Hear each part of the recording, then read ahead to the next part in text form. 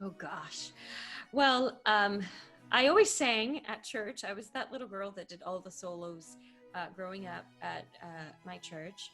I started taking violin lessons, and actually I started at the age of 8 at the conservatory in Puerto Rico, at the Programa de Cuerdas, the strings program. My mom enrolled me because I had seen a lady at church playing the violin, and I really wanted to learn how to play the violin. So I started this program. So my training as a musician came um, gratefully. I'm so grateful that came at a really early age. I started getting formal training at the age of 8. Theory and harmony and reading music and all that good stuff. And the requirements for the program was that I had to take a year of that before even learning how to play an instrument, so that when I came to my instrument, I actually had a basic knowledge of music and reading and notes and all that stuff. So I started the violin, and it was love at first sight. There's been no doubt that this is my calling. Music is my calling. And so I played violin all throughout. And then for bachelor's, no, for when I was in high school, I got a scholarship because I always sang at church, right? Like I always played classical music in the violin and was at orchestra or whatever, but I always sang more popular stuff. Actually, no. There was a time when I was embarrassed about singing. Like I knew I could sing, but every time, because like you get together, you have to sing, you sing together. And so every time they asked me to sing a song, I was like, no, I don't sing. So yes, I do sing, but yeah, I was not very happy about the idea. And so it wasn't something I embraced the whole time. But then later on, that's when I realized, okay, I can't really get away from it. So I must keep doing that.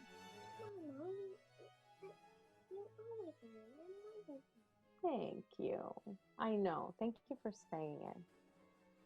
There was a time when I didn't like to sing, when I was younger. Not now. But thank you.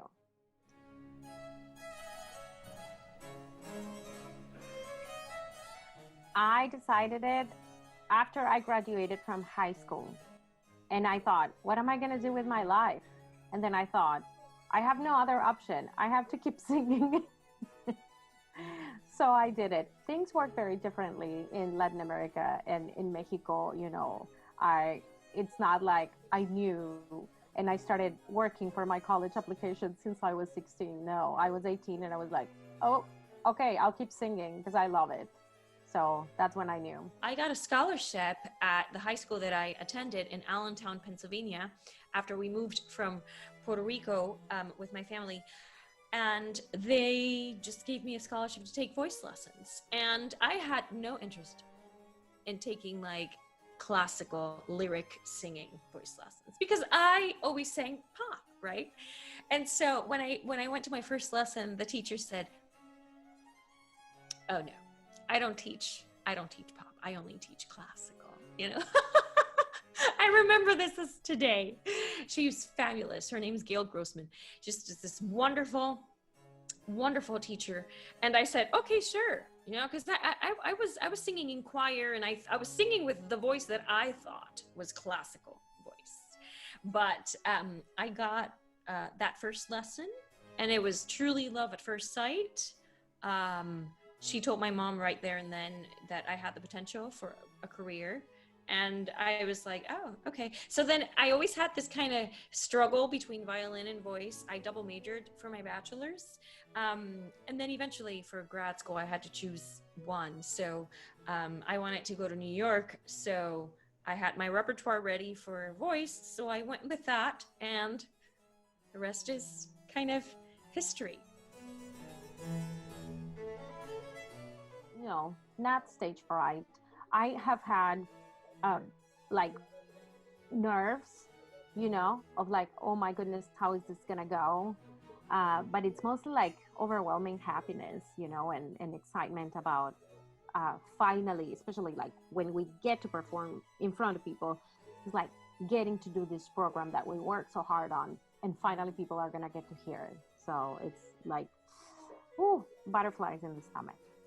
Performance anxiety is just a surge of energy.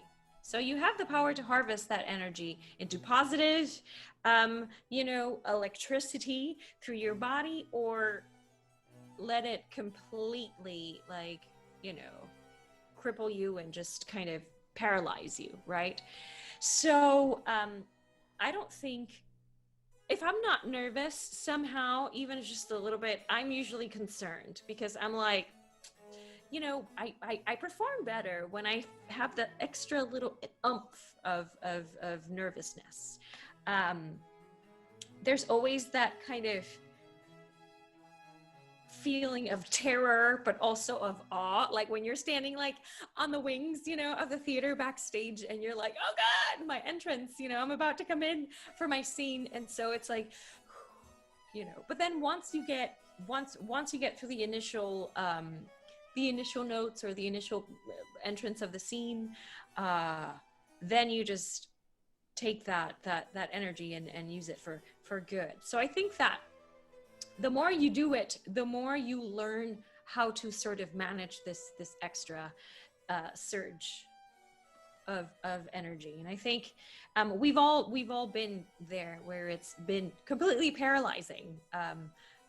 As a violinist, it was like, my bow was shaking. You would be like, oh my gosh, it's shaking.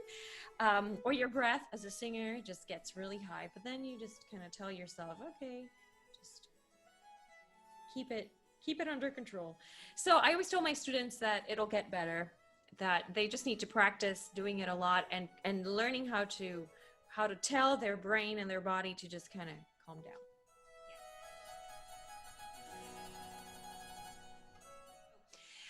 Every night I make my ginger and turmeric tea. I'm into teas a lot, and so I like making my mix of like ginger with turmeric with honey, and I make a big thing in a container, and then I pour a little bit on hot water every day. So I just buy like my ginger root and my little turmeric, little, I call them like little worms, because they're like the size of a pinky, they're just so cute. And I peel them, I chop. I know exactly what portion I need to boil for 1 cup. It's like a mug, I just make a mug. And so I boil them, and then I have that every night as part of my anti-inflammatory routine for my body and for my voice. My routine is hydration, first of all, drinking water the whole time, vocalizing, warming up before practicing, before singing anything. I steam. I try to every night as well. So kind of like my debrief, like kind of like end of the day type of thing, is I make my tea, and while my tea is brewing, I take my little steamer, and then I steam for like 5 to 10 minutes. And especially in the winter, and especially during allergy season, because things just get so dry, and I take allergy medicine every single day of my life, because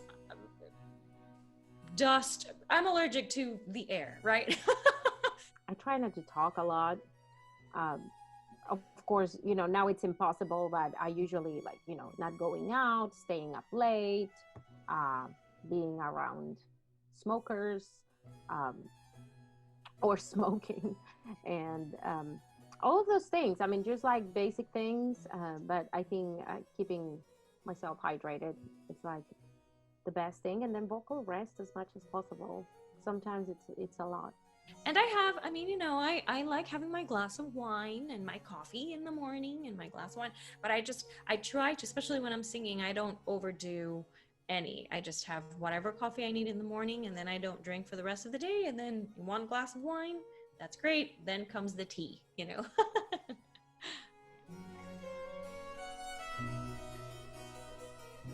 obviously the fulfillment of seeing my students succeed, and being the resource for them to grow to their fullest potential. And everybody's so different. That's just the amazing thing about the human voice, is that it's all different. Everybody's bodies are different. Everybody's backgrounds are different. It's just a very unique thing that you work with each student. So seeing them grow and succeed, and when they get it, that feeling of when they get it, it's true joy for me. My favorite part about teaching is that it really stretches my capacity of understanding another human being. It's not, to be flexible. And that is not just going to be the way I understand concepts that I should, teach or stick to. There's, you have people from different backgrounds, different ages, different lifestyles, and each one will bring something different in the way I approach them in my teaching. So I really like that.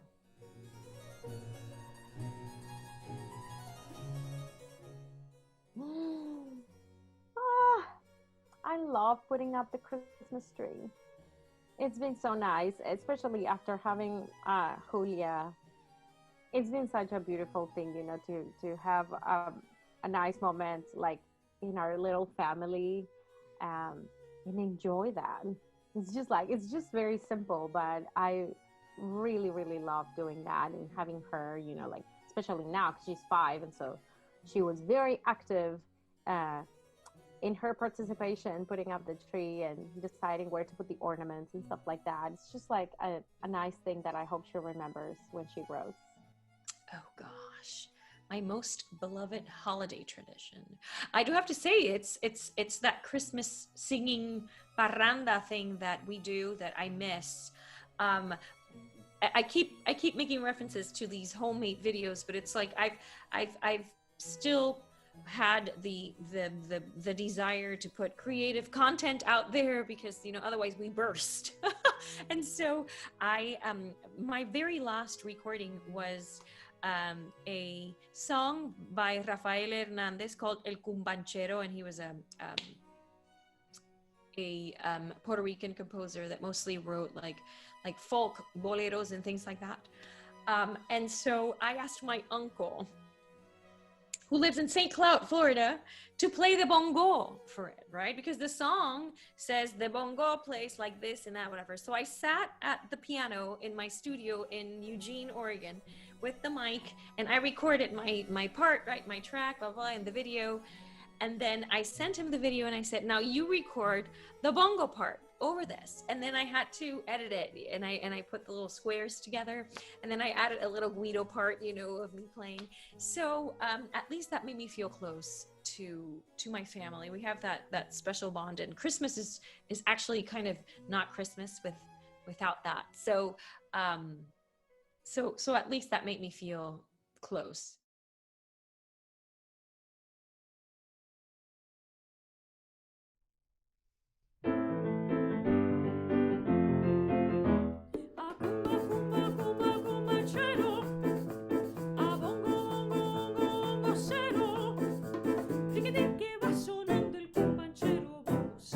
Se va, bombachero que se va. A cumba, cumba, cumba, cumbachero. A bongo,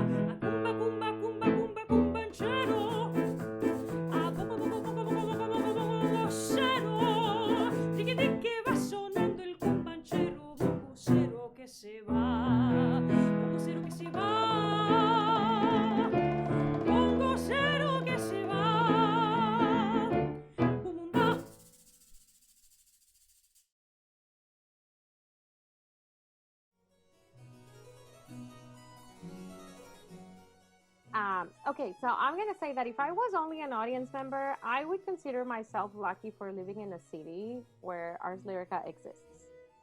The the repertoire and the programming that comes out every season is amazing, varied, unique.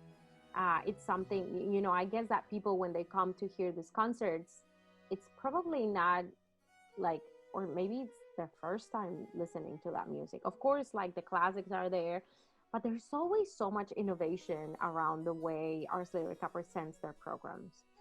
And as a singer, I am so proud and so honored to be a local artist that comes back almost, you know, year after year to collaborate. I think that's also very unique about a company like Ars Lyrica. They are widely known. Uh, they are a Grammy nominated company, and they bring the best of the best from outside, but also keeps a core group of local artists that are also amazing. And I think that's very, very valuable. They really cherish uh, and value every artist that collaborates with them. And so that's what's unique, you know, in my experience. I always get to sing something new, something that I haven't done before. And I really appreciate that challenge and that opportunity to be able to bring and to share the repertoire with our audience, and also um, you know, getting to collaborate with Ars Lyrica as an outreach artist and curating programs for younger audiences. It's also something very special and unique, uh, because we have a lot of outreach for other things, but it's not very common to hear of early music outreach, which I think it's also very special. Ars Lyrica, we don't even need to ask that question. You just see it. I mean, everybody, first of all, from the moment that you meet um, the, the, the, the, the artistic and executive staff and administration, it's clear that it's a super special organization run by super special people. I'm telling you, when I met Matthew and Kinga for the first time, that I just walked in there like doop doop doop doop doop. You don't know me, but I'm gonna sing for you anyway. They're just like, they were so like open and caring and just very like family. You know, it just really feels like family. And so when I was in Houston for the 2.5 weeks, I loved this family atmosphere. I loved the patrons. I the people that I met that are part of making Ars Lyrica run, basically. We're just a fabulous team of just consummate musicians, because it's like the highest level. I mean, the people that work with Ars Lyrica, it's just like, you know, it's just like everybody has like huge CVs and just impressive resumes, but they're just the nicest people. And so it just makes me feel really proud to be part of the Ars Lyrica family, and to be able to bring my part to keep this organization just thriving, because it's just amazing. And then the fact that they also give to the community by doing outreach and doing concerts here. I know you have the concerts at the airports, and just like all this whole all-encompassing nurturing kind of heart that Ars Lyrica has, with the highest level of musicianship. It's incredible.